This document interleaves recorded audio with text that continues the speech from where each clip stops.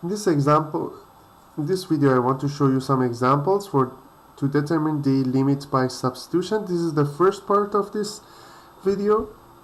So I want to show you how to determine the limit by substitution.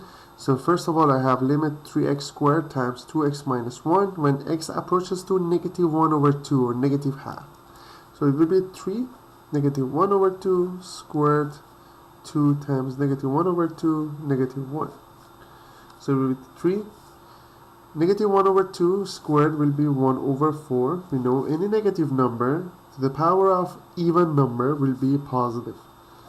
Then 2 times negative 1 over 2 will be negative 1.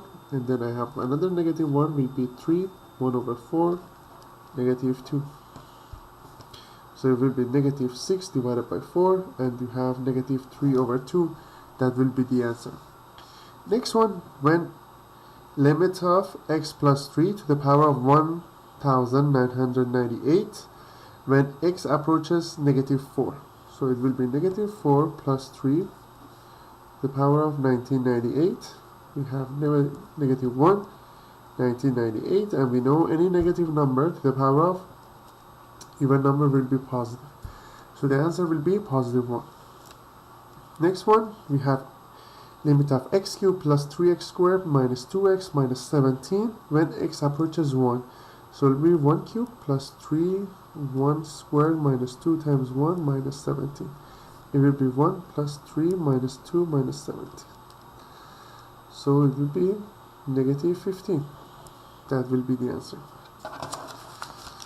Next one, limit of y squared plus 5y plus 6 divided by y plus 2 when y approaches 2. So it will be 2 squared plus 5, 2 plus 6 divided by 2 plus 2. So 4 plus 10 plus 6 divided by 4. 20 divided by 4 will be 5. That will be the answer.